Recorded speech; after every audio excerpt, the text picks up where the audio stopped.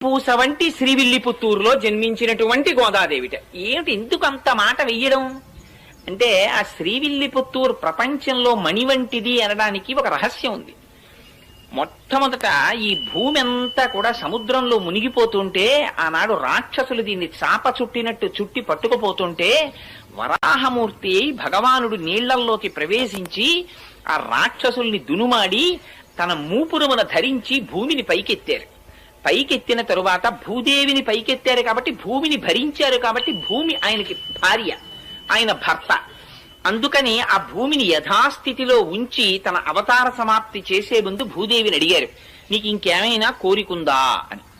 అడిగితే భూదేవి ఆనాడు ఒక కోరిక కోరింది. స్వామి, నువ్వు ఇవాళ ఏ రూపంలో ఉన్నావో అదే రూపంతో నాతో కొంతకాలము పాటు గడపవలసినది అని అడిగింది. తప్పకుండా అలాగే గడుపుతానని ఆదివరాహమూర్తి అవతారములో ఉన్నప్పుడు